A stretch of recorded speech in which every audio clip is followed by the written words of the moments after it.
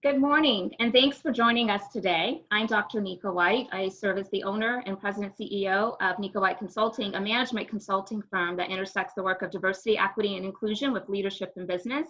But today I am in the capacity of senior advisor to the Greenville Chamber's Diversity and Inclusion Initiative. And I am so glad to welcome each of you today and to moderate our conversation. I'm going to ask that as everyone is joining the conversation today, if you would kindly go ahead and mute your line so that we can avoid any background noise disruptions. That's so appreciated. So if you are a regular to Community Matters, you know that we've been doing this for several weeks now. In fact, I think this is episode number 16.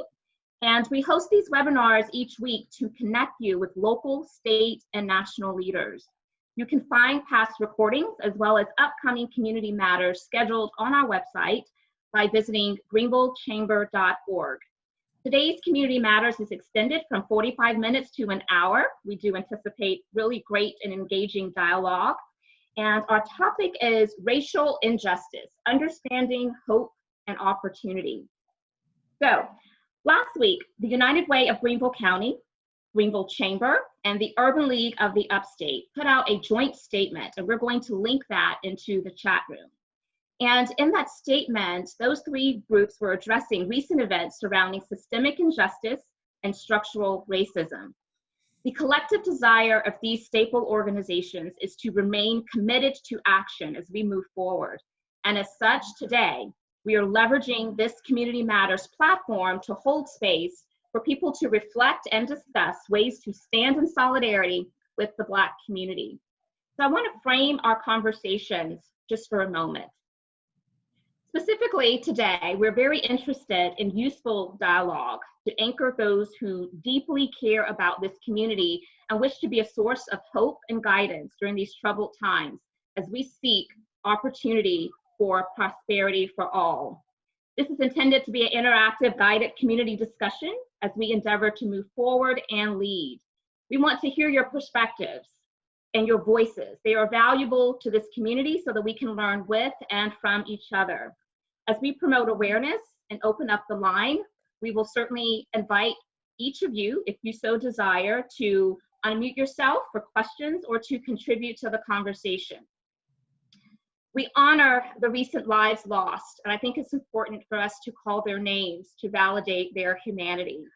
George Floyd, Breonna Taylor, Ahmaud Arbery, and of course several others that have unjustly lost their lives.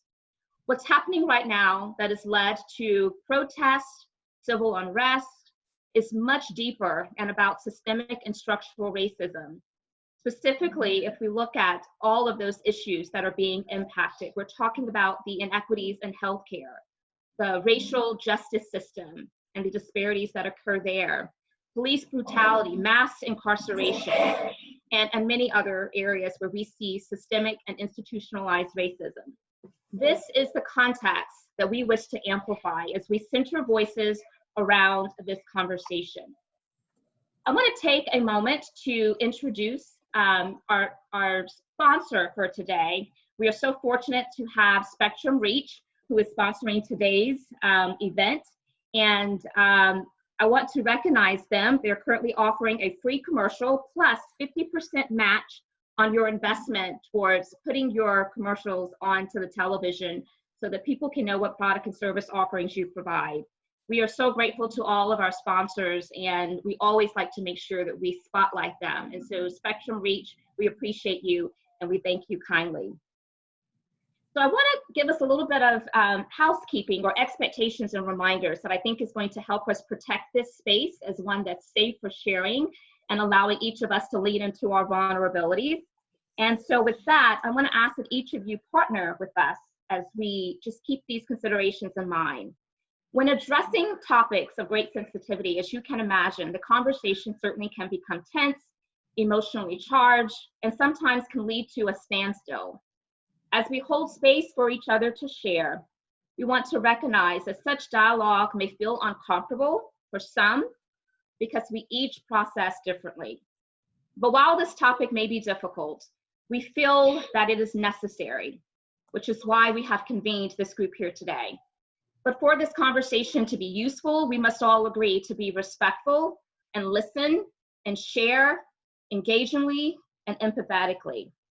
So please partner with us today to make this conversation fruitful for all involved. With this in mind, here are a few agreements to ensure our time together is optimized. If you would kindly, if you haven't already, put your cursor over your name and make sure that you have your first and last name listed, displayed on your Zoom icon. And when we do open up the line for sharing, we kindly ask that you speak your name at the start. You can have your visual set up to where you can view in speaker view, which is where it amplifies the person that's presenting at the time, or you can have it in gallery view, which allows you to see many more participants that are part of today's conversation. Again, I kindly remind you that when not sharing, please remain on mute to avoid background noise disruption. We do not require cameras, but we love to see your smiling faces, and we have a wonderful community today. I think there's a little bit over 200 people that have registered for today. And so please feel free to have your cameras on, but that's not a requirement. We're happy for those of you who are participating just in an auditory capacity. Just remember that this is community, so we're here to learn with and from each other. None of us have this 100% figured out, but together we do truly believe that we can emerge stronger. Leverage the chat feature in Zoom for sharing resources, your contact information for asking questions, and certainly introducing yourselves if you like. If you do have a question, to help us find those questions easily in the chat room, please start your post with the word question, and that will help us to identify them quickly when it's time for us to take Q&A from our audience participants.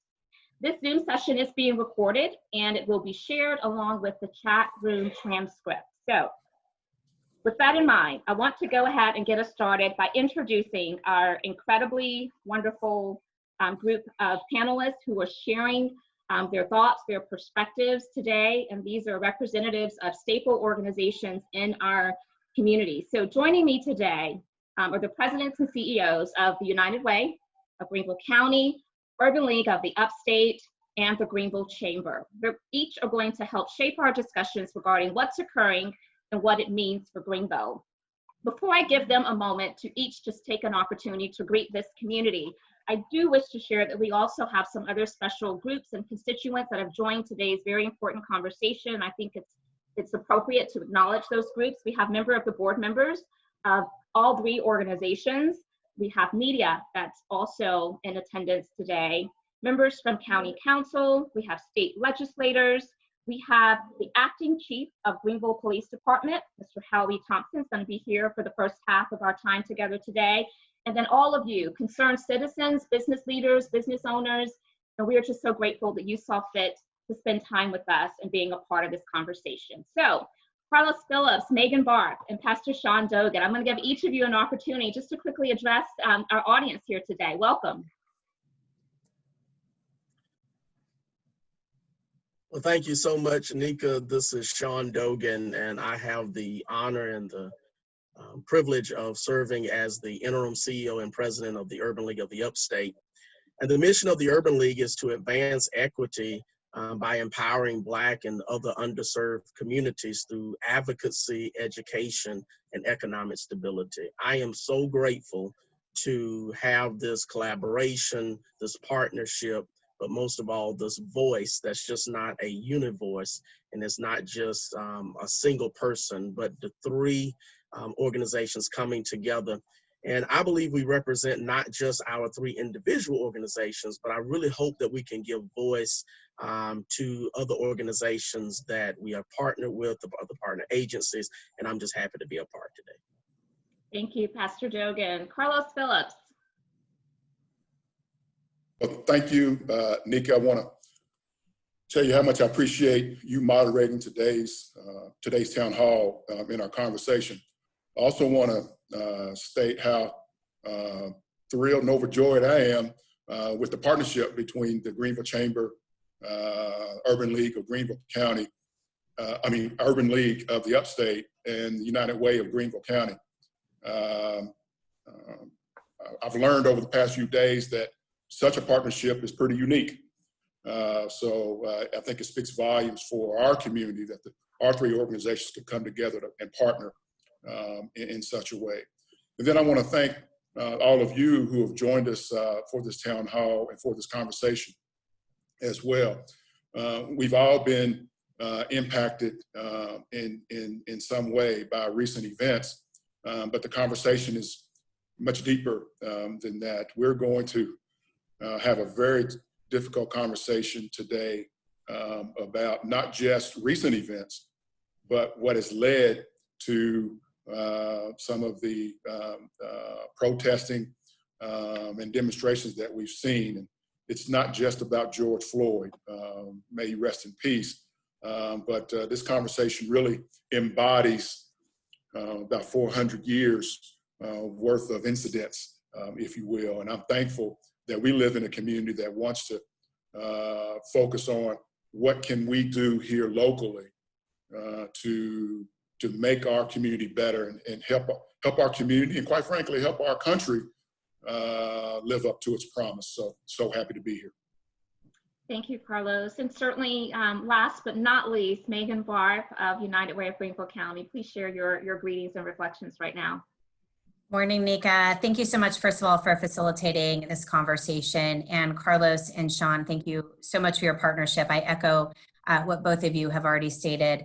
I am so thrilled to see that we have nearly 200 people on this call. I think that really reflects the timeliness of this conversation, the importance of this conversation, and the action that I would say is needed for our community as well. So really looking forward to learning from everyone as well. And thank you for being part of this call. Fantastic. So just to lead us right in, we did spend some time being thoughtful about how we wanted to orchestrate this hour and the dialogue. And so the questions that I will present to our panelists is not necessarily for each of them to answer, but I certainly want to make sure that as they feel led to lean in to share, they have the opportunity to do so.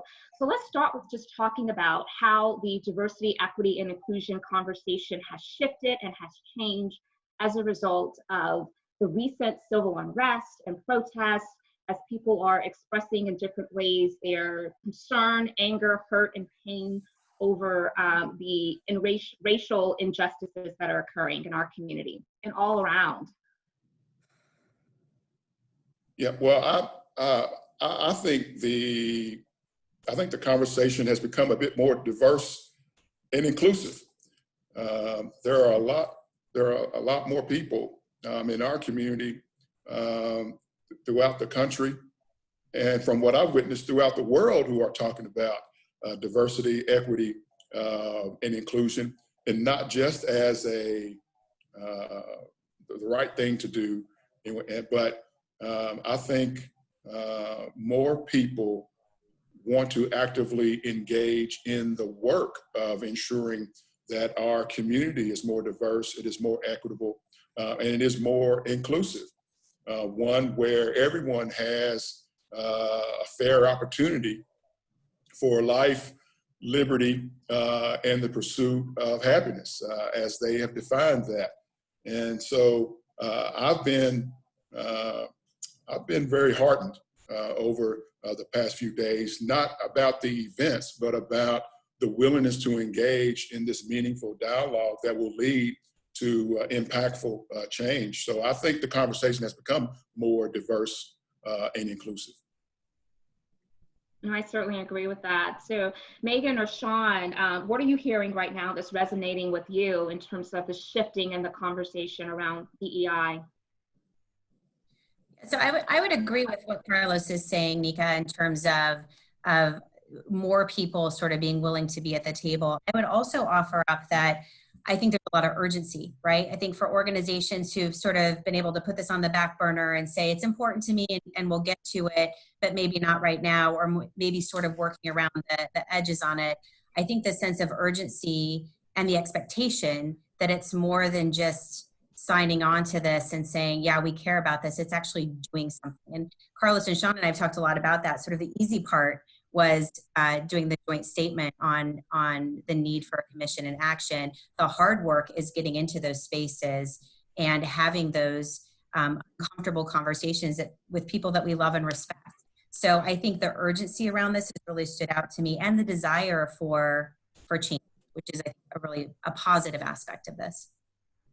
Yeah, Nika, Dr. White, I agree with both statements. I also believe that the conversation has become more proximate and that people are stepping into empathy, and then also just stepping into a revelation. I said this the other day, and I said for many people, it seems as though that this is a revelation. Like all of a sudden, they actually see it, and I get that, and I appreciate that. I think we have to keep in our forefront that a present revelation for some is a historical reality for others, and that there have been many that have been dealing with this for years, decades, and even centuries. And so I think that it has brought the conversation more, the conversation is now more inclusive of not just I heard about it, but now I see it, and now I want to do something about it. And for many people, they're patiently waiting to see what the next steps will be. But then there are others that are saying, "Hey, I'm ready to jump in right now, and what can I do to help?" Yeah, that's really important, and I, from my vantage point, I'm certainly seeing significant shifts also in the language that's being used as we are holding space and having conversations. So, for example, people are being pretty direct and deliberate about using the word racism. Whereas before, oftentimes we have packaged these conversations by talking about it under the auspices of unconscious bias, implicit bias, and certainly we know that is softer language oftentimes for what we're dealing with right now, and so the language is even shifting. So what are some examples that each of you are seeing in terms of how leaders and organizations are stepping up and showing support in terms of showing solidarity for the Black community right now? Yeah, I would say that, you're seeing it from individuals, but then you're seeing it from organizations, you're seeing statements coming out, you're seeing business community, nonprofit community, faith community making certain statements, putting it on their website. I think that's all form of leadership. I think that is a stamp to say, hey, we see it and we want to do something about it. Personally, I've been very impressed with how other organizations or other people of color have said, hey, we're standing in solidarity with the Black community specifically. The Hispanic Alliance is doing that, and other organizations are doing that to say, we empathize with you. We see some of the things that have been done to the Black community. And even though we feel in somewhat oppressed in our own way, we're not negating or diluting the fact that racism in our country has been based a lot on people of color, specifically Blacks. Thank you, Pastor. Carlos and Megan? I would agree with Sean on that. I think that we have seen people from all sectors, companies, nonprofits, really step forward and share their perspective in a bold way that I haven't seen before. I do think some of that is almost in tandem with maybe what I would call a silver lining with COVID-19. I think people have been so focused and sort of gazing more internally on their own life, not so many distractions, that this really brought the racism in our country front and center in a way that I haven't seen before. And that to me gives us a real opportunity. And I do think this is a moment in time to really grasp that opportunity and do something different. So my hope is that it goes beyond the statement, which I think is almost, if you don't release a statement, sends a very clear message also. So I do hope that it goes beyond that, but I'm encouraged by how many people have done the right thing in this. Yeah, I've been struck, Megan, by the commentary from so many people who are anticipating statements coming out, and they're waiting to see how organizations are responding. And I do think that it's an important moment for organizations to step forward. We've often heard that silence is a message as well, and the silence is deafening for a lot of organizations. But I also recognize that we want to make sure that we are balancing the message of the need for organizations to say something, but to make sure that the message is not ringing hollow, that it is certainly communicating not only their level of understanding of the deeper issues that are involved, but equally important, what is the action that's going to follow the statement? You know, I've been asked several times over the past couple of weeks, what makes a perfect statement, you know, right, during this time. And I've shared consistently that there's no such thing as a perfect statement. A lot of what people are going to be judging organizations on has everything to do with their history, what they've done up to that point of releasing the statement, as well as what they're going to do after the statement has been released. And so, Nika, I'll also say that, you know, sometimes, well, a lot of organizations are struggling with the statement. A lot of individuals are struggling with their own individual statements, a present company included. I will say, if you are contemplating a statement, or if you've already released a statement, that's great. Sometimes the best statement is no statement. I mean, there's no obligation to release a statement, so no one or no organization should feel pressured to say something. So I want to put that out there. I also want to say this. It's been refreshing to see that it's not just organizations that are releasing a statement. Oftentimes, organizations are releasing statements because their employees, the people who are working within their organizations, have voiced their opinion. They've communicated their frustrations and what have you, and that has informed the statements of organizations as well.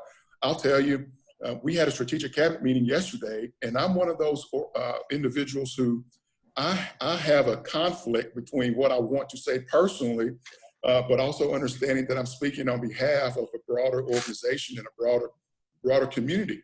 So in our strategic cabinet meeting yesterday, I had an opportunity to share some of my thoughts and also encourage thoughts from the people on our strategic cabinet. And what I left with was, Carlos, the chamber needs to be engaged in this work. It is the chamber's responsibility to be engaged in this work.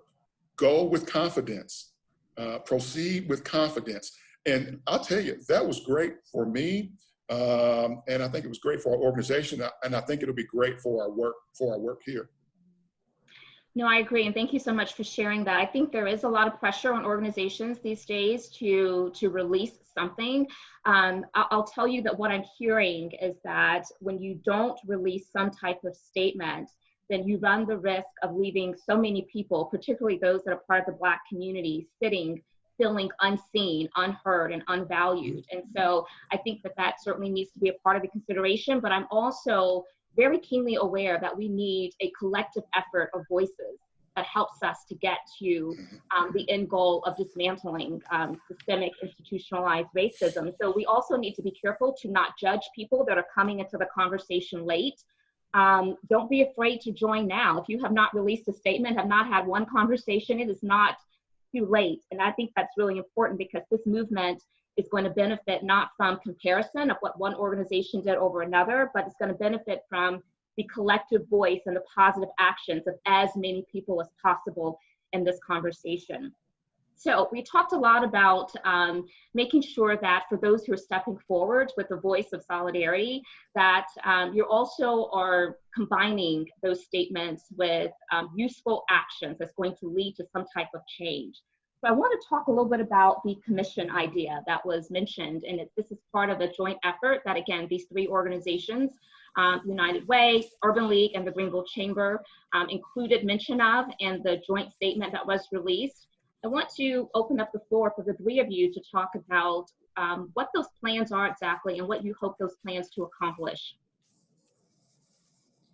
Yeah, so chime in on this, Carlos, because we've spent a lot of time, and Sean as well, on this. You know, I think when we first came around the table around this statement, all of us felt this real need to say, we need more for Greenville County. We want more for Greenville County. And we need that roadmap, if you will, of how we're going to address this. So, you know, a place that we always start at United Way is looking at the data and what the data tells us about our community.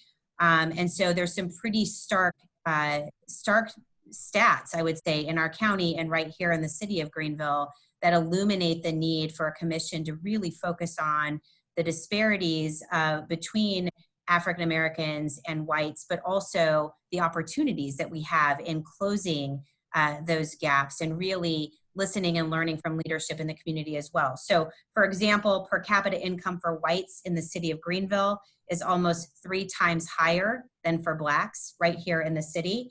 Per capita income for blacks in the county is 67% that of whites. And this is a larger gap than in the state overall. So we have a lot of great things going for us in Greenville. When you start unpacking some of that as it relates to the African American community in particular, that really starts illuminating the need for a true action plan around solving for that, right? So the commission to me is not just about getting people together and admiring the issues and or making sure sort of the quote unquote right people are around the table to solve for this. It's really bringing the best and brightest in Greenville County together to say, we want something different for our county, and our county deserves something better. And Carlos touched on this in the beginning, the partnership between the Urban League, the Chamber, and United Way. It's a natural partnership for us. We've partnered since the beginning. Sean and Carlos served beautifully on United Way's board of directors as well. We're sort of an anomaly in the country, as Carlos pointed out. And that's not something we're exactly proud of, because it's a natural partnership to really focus on our community. We love our partnership, right? But this should be happening around the country. So to me, the real essence of that commission is, what are those actions? What are those wins that we can take when it comes to health, education, income, policing, our aging population, et cetera, to really start getting after this where it belongs to the community. So I think that's one of our big opportunities with this. Right. And I'll add to what Megan has said. One of the goals of this commission as well, and we stated this in the statement that we issued last week, was we want this commission to be a community-wide engagement. We don't want it to be just a city initiative or just a county initiative. It's important. These disparities that we talk about, whether they be in education attainment or income and economic mobility, health outcomes, policing and law enforcement, and our aging population, they're not just city specific, they're not just county specific, they're community wide. And we wanted to, and we didn't envision leading the commission. I think that's important to note as well. We recommended that the commission be convened, but I don't think any of us had a desire, quite frankly, to lead it. But we just felt that it was necessary that the community come together and not only discuss the challenges, but also address issue and solutions. What can we do to advance our community as well? Thank you. I want to go to Pastor Dogan for this next question. So we have entitled today's topic as Racial Injustice, Understanding, Hope, and Opportunity. And Pastor Dogan, if you would, I would like for you to speak to what is important for people to consider and to do relevant to instilling hope or to help alleviate some of the anxiety for people that are experiencing a lot of emotional toll right now with all that's happening, not only with the looming effects of COVID, but of course with the civil unrest and the protest and the efforts that are going forth to try to be heard and seen around this really important topic. Yeah, thank you, Nika. It is amazing to me that we are dealing with this kind of during this COVID pandemic. COVID has caused us to distance ourselves, social distancing, but what it has also caused us to do is to look at other means of communication, other means of fellowship, dealing with each other, interacting. So now we live kind of in the society that technology is awesome, but it does not give way for us to sit in it and allow what's going on for us to process it. I mean, you have to process this stuff really, really fast. And you form these opinions. And so you're looking out of all these different lenses real quickly. and coming up with a statement, or looking through these different lenses real quickly, trying to bring some resolution. So, I really believe that the hope is that we sit in this for a moment. And I believe that the commission would definitely help us sit in it. We will look at the statistics. We will look at the demographics. We will look at all of the data that's there. And then after we sit in it, I think we need to look from it. I think we need to look to say, okay, we're in this. This is true. No one can deny it. We see the issues in our community and even local community. Now let's look from it. And then as we look from it, I believe that puts us in a position of not just empathy, but it puts us in a position to be the most creative, to finally figure out how can we set plans, how can we set steps in order that we can all get out of it. And I think when we all get out of it, come out of it, we come out with a thriving economy. I think we come out with making sure that everyone has access to education, healthcare, and that our aging population is taken care of as well. I believe all of that gives the sentiment of hope. That where we are right now, it looks pretty dark, but I think it gives the sentiment of hope. And when we have the sentiment of hope and know that there's something that we can look forward to, we can also have the end in mind, and then we can put the proper steps in place to get to the end. We're a long way from the end. We're a long way from an equitable community. We're a long way from looking at how law enforcement reform can take place. I mean, I think I just heard a statistic the other day that just in our nation, we have over 19,000 municipalities with different law enforcement. It's going to be difficult to look at, how do we have law enforcement reform throughout our entire nation, but we can start here. We can start with bringing our sheriff. We can start by bringing city police together. We can start by bringing the community, looking at review boards, looking at public safety, looking at it not just from public safety, but from a public health point of view. And we have different people and professionals in place that can help us see from all of those vantage points.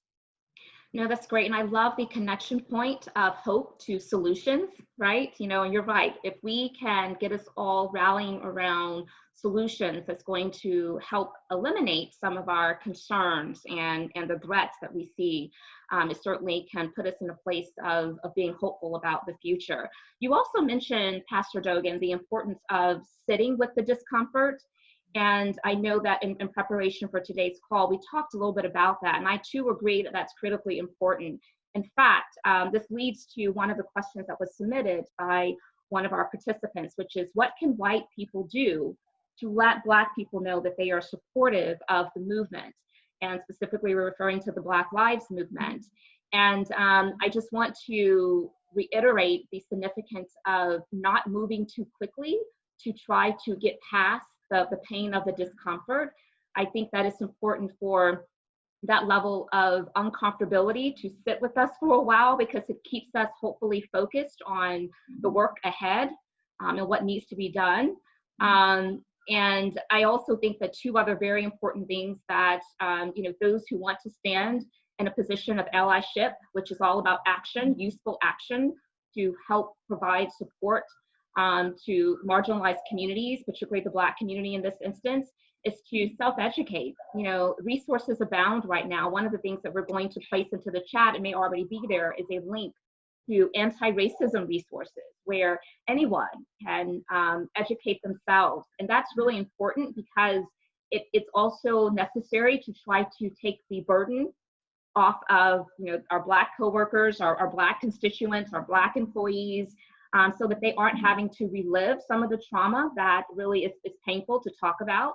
And so self-education is important. And then the other thing that I would mention is speaking out, denouncing the acts that devalue Black and Brown lives. And I have personally been very encouraged by so many people standing in solidarity. When you look at the crowds of people that are at protests and that are speaking out on their social media platforms, or even just one-to-one conversations reaching out, I am starting to see that people are really getting proximate to the issues, and that's causing people to act with a certain level of urgency. So I think that's really critical. I'm going to present another question, and this one is for you, Mr. Carlos Phillips. And then we're going to open it up. I know there's been a number of questions presented in the chat, so we'll also not only address those, but we will allow any of you who's willing to unmute yourself and contribute to the conversation, either with a question or with commentary, that opportunity to do so. So Carlos, you and I talk often about the intersection of commerce and community, right? And I know that there are a number of business leaders, business owners that are on this call who sometimes they grapple perhaps with what should my role be? I'm in the business of making widgets, of providing this type of service. And so do I need to be concerned about a social justice position? And I just want, from your vantage point, to get you to react to that. You're on mute.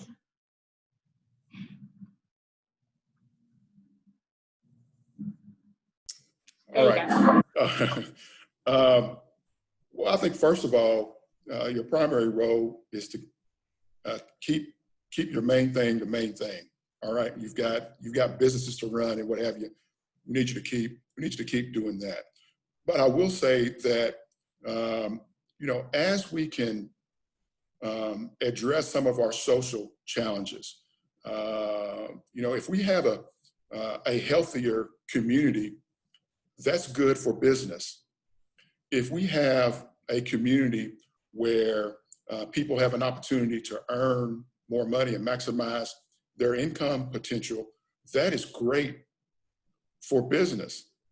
If we have a community that is better educated, if we have more people who are earning associate degrees or higher in our community, that is great for business. So there is an enlightened self-interest, if you will, in engaging in this work to the level for which you feel most comfortable. Because as we address some of these social challenges, it does lead to better business. And so, I mean, that's where the intersection is. And that's why the Chamber, there are many people who say, well, Chamber, why are you involved in some of these issues? Well, I think clearly we have a heart for it. So we want to engage, we want to make things better, but we also have an enlightened self-interest that says the more progress we can make in these areas, the better it's going to be for our economy, the better it's going to be for business. The more people that win allows for the greater community to win as well. Thank you, Carlos. And so I'm now going to ask my chamber colleague, Megan Campbell, to assist. She's been watching closely our chat room, and I've noticed also a number of questions and comments that have popped up. And so Megan, would you like to present a couple of those questions at this time for the panel to address? Sure, I can. Let me go back up to the top. So Les said, hi Nika, I have a question. A couple of days ago, I heard an interview with a woman identified as an activist in California. I can't remember her name. She suggested that using the phrase Black community was divisive and separates us. She suggested to instead use our community. Any thoughts? So that's a question directed to me, it sounds like. We'll help you. You know, one of the things that I will say is that we're always going to find ourselves where language that's used, terminology that's used is not going to always universally be what resonates with everyone. And I think that's just a reality of being in this space. I personally think that it's really key, especially as it relates to solutions for dismantling racism, for us to be specific about the audiences that we're talking about. I often counsel a lot of people that even when you say women of color or minorities, that's a really broad group of individuals that represents multiple demographics. But if you're really trying to close the gap because there are very specific issues that certain people within those populations are being challenged by, let's be specific and acknowledging that. And I think that the reason that I'm so in favor of you know, the Black Lives Matter movement is that it calls that out very specifically. And I think there's value to that. And so I can't speak on behalf of everyone in every space. Personally, I don't think that saying the Black community, if it's in the context of really trying to address issues that are directly plaguing that community, is divisive. I think it's specific, and it's helping us to get proximate to the issues of that population. Dr. White, I would just say that I believe too, if you do not utilize, especially here locally, if you do not utilize Black in conversation, that it could potentially dilute the conversation. When we look at demographics, and if demographics are spelling out specific ethnicities, I think the conversation has to specifically talk about ethnicities as well. Great. So another question, Megan?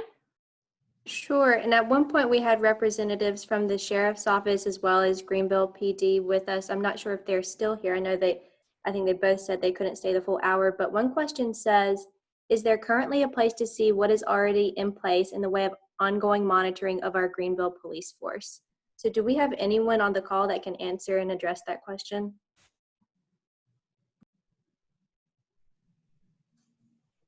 Hey, this is Sheriff Lewis. I don't know if Chief Thompson's still on here or not, and I certainly don't want to speak ahead of him. But, you know, what we're working on now, obviously, is getting some of our policy, especially our use of force policy, put on our website so people can look at it and understand exactly what that policy says. And it's not really very confusing. It's really pretty simple, but myself and the city are nationally accredited, so it is the national standard. One thing we've worked on, being involved in the protest and being down there and talking to people, is communication. I think y'all hit on a lot of key points, and it's great to get this perspective. Is communicating with people for sure, and you know, have we really listened to each other, and do I really understand it as a white male in law enforcement? Do I really understand the issues that have been brought forward in our community? I'm not talking about nationwide. Nationwide brought this to the forefront, but what can we do here in Greenville? And I think one of the most enlightening things for me, would you close that door, please? One of the most enlightening things for me when I came back to the sheriff's office and started talking to our deputies, especially our minorities, our females, our African-American males and females that are working, it took several days for me to realize I need to ask them how they feel about this. And it was mind-blowing. I mean, it's law enforcement is in our area is certainly, you know, stuck in a position of being cast in a bad light nationally. So we're trying to rectify that. But what I didn't see was, what is it like for a Black female who we have working here? How does she feel having to work these protests? Does she want to be involved in this protest? Like, does she want to be in this march instead of having to work this march? And we're working toward that. We've really had some, for me, incredible conversations where they've really been able to be open and candid about how they feel. How do they feel working in a agency, a profession that is predominantly white male? I think this is going to change the face of law enforcement, but especially in our community, as far as recruiting people to reflect our community. And one thing we have started with the help of a deputy here, it was nothing I've done. I can't take credit for this, but they brought this in here and they wanted to start what's called a Car One initiative, and it's Cops Against Racism. We can continue to serve the public. We can continue to do our job in a very professional manner, but we need to come out as leaders in this county, not just against racism, but what are we going to do to really show and build a bridge between our entire community? You know, we have very few females that work in this agency and in this field as a whole. I think a lot of good things are coming from this, only because attention has been brought to it. And it's really almost shameful, again, that I never thought to ask our African-American officers, hey, how does this make you feel? And it's been a week and a half that we've been dealing with these issues, and they're literally out there. It's such an emotional conversation to have, because some of them are on the verge of, hey, am I in the right profession? Is this really what I'm supposed to do? Because they are catching so much heat on social media for the profession they picked. Everybody is on both sides of anything. Protesters are catching heat because people don't agree they should protest, or don't agree they should be, forcing this business and changing the dynamics of how businesses operate, or shutting businesses down so they can protest. This is America, and this is Greenville, and what a great place we live in. But I agree with what you said initially. It's not just time that we listen, but it's time that we take action, and useful action. And what's that going to be? To see, there were 200 plus people on this call. Most Zoom calls I've been on in the past 90 days have maybe had at the most 60 or 70. We have to strike while the iron's hot. We have to keep people engaged. And this is one of the things to do it for sure. But we can't let this slip away either, because, something else may come along to take attention away from it. If we're really focused on repairing this problem, and we're really focused on moving forward, we have to keep attention on it. And I firmly believe that after today, I think every political candidate that gets through the primary today, you're going to find out where people's mental is. You're going to find out what they're really focused on. It's not just going to be for political gain. It's what are you really willing to do to make our future better for our young people. There's a lot of work to be done. Started. So. Nika, hello? Yes, I hear you. Hello? We're going to get to you. We're going to get to you. You asked about somebody from the city. This is Lillian Brock Fleming from Greenville City Council. Yes. Hi. And I was responding to the question.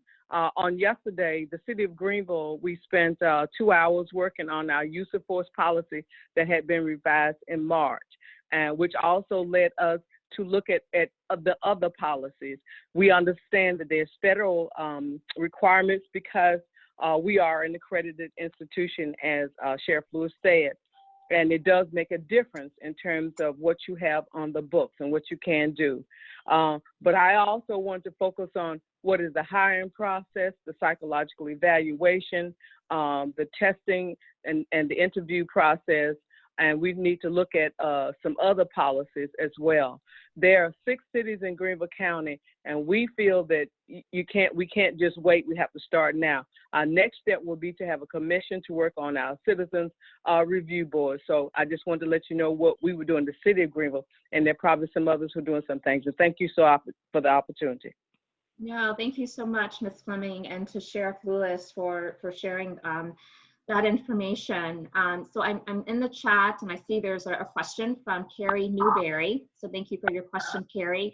And her question is, the speakers have mentioned a commission and the need for community engagement in that commission. How can community members track progress in forming that commission and learn how to engage in the commission? I know that things are being planned and facilitated right now, but Carlos, Megan, Pastor Dogan, would you like to speak to that? Yeah, Nika, and Sean, feel free to jump in as well, or Carlos. One of the things we've talked a lot about, Nika, is the need for accountability, right? So this isn't meant to happen in a vacuum. This is something that we believe really needs to be owned by the community. And I'm always a big fan of looking at who are the advocates and the activists in the community also that are really close to the work, who can help inform this beyond the institutions that we see on this call today. So I think the accountability factor of that will come from the Chamber, from United Way, and the Urban League will be critical in our success, both in the near term and the longer term. Great, thank you, Megan. In terms of the commission itself, the name we have for it now is the Greenville County Race Equity and Economic Mobility Commission. And the objective of the commission would be to acknowledge and address key issues that impede full equality and opportunity for Black residents throughout Greenville County. I wish we could convene 500,000 people in one room to address these, to advance the work of the commission. But currently we're looking at convening between 20 and 25 people representative of various interests from throughout the county to convene to discuss the issues. It's very similar to what we did recently with the Business Recovery Task Force. We had 20 people around the table, but those 20 people were able to connect with their various networks and constituencies to bring ideas to the table to help our economy recover. And we're looking for similar input from this commission as well. It will include robust dialogue, because dialogue is important. We have to do that, but it won't stop with robust dialogue. We're going to identify those key impact areas, some of which we've discussed today around education attainment, income and economic mobility, health outcomes, our aging population as well. But what are the key impact areas? What are the top ideas and priorities that we can implement to improve in those areas? And then we talked about accountability and follow through. How can we make sure that the work of this commission, it's not in a binder sitting on a shelf somewhere collecting dust? It's going to be important that we take these priorities and ensure that they're being implemented and advanced throughout the community. And it's going to be, we acknowledge it's going to be hard work.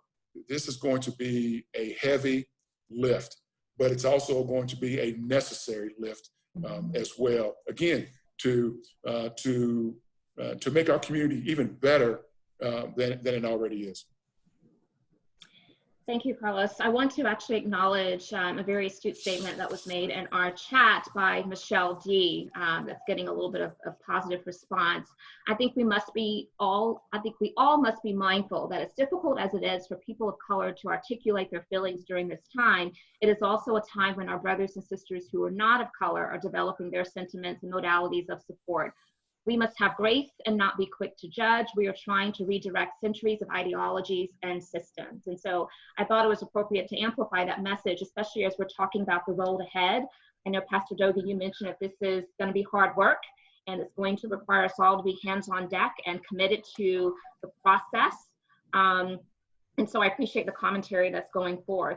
We have just a few minutes left, and so I am a firm believer in the power of the narrative. I think that stories are critically important to help get people proximate to the issues that they may have a hard time empathizing with because they don't have those lived experiences.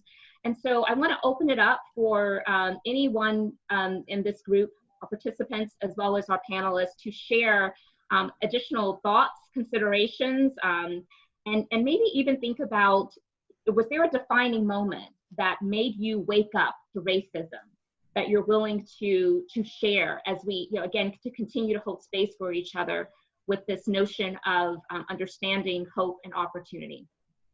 Would anyone like to unmute and share at this time?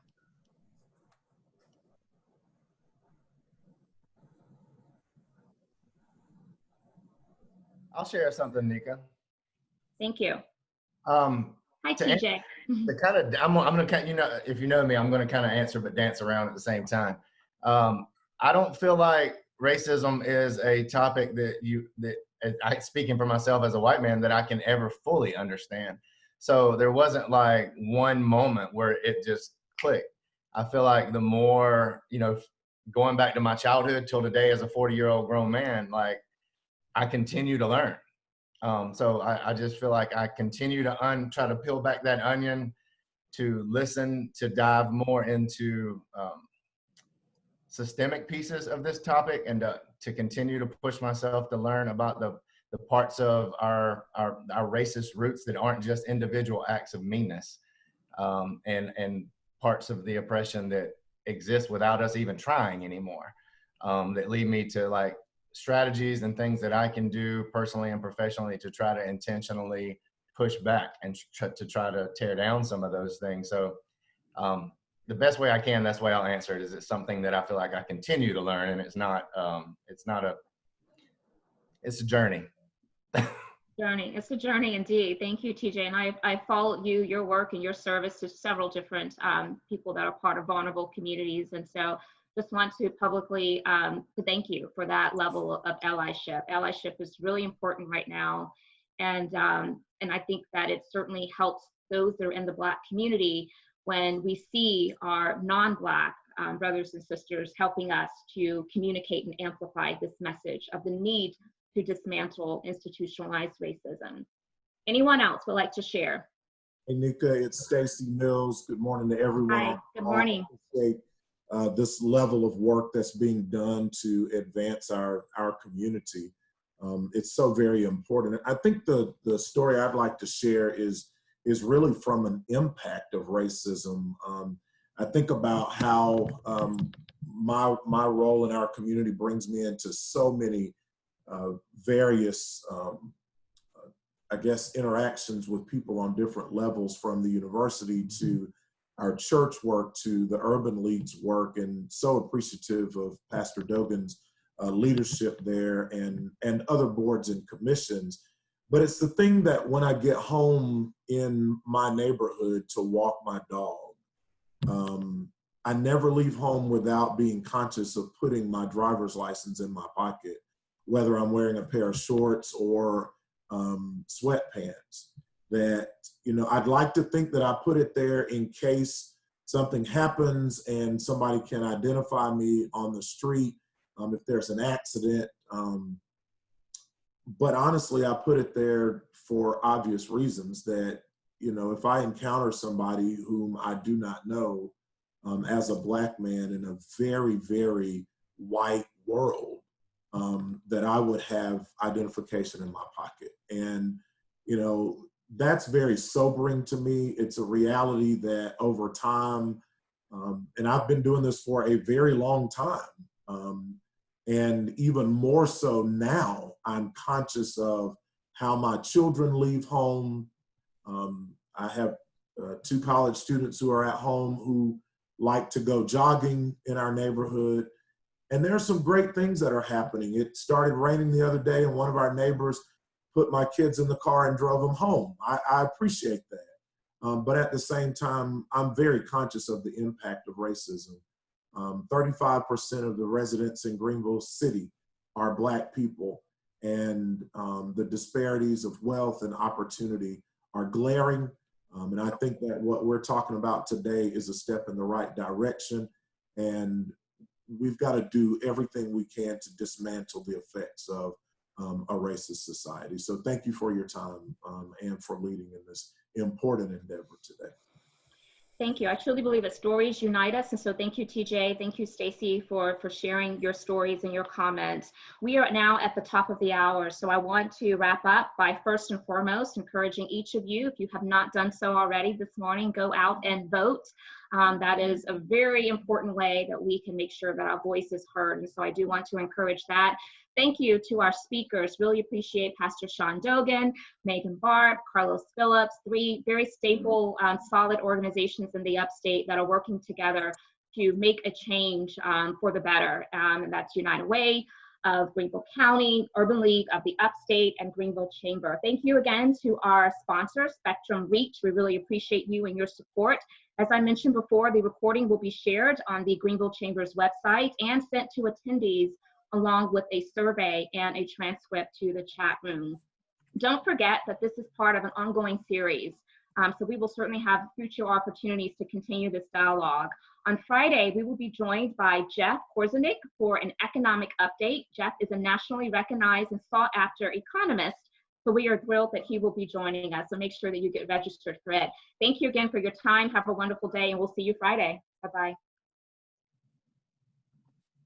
Thank you, Dr. Thanks, Nika.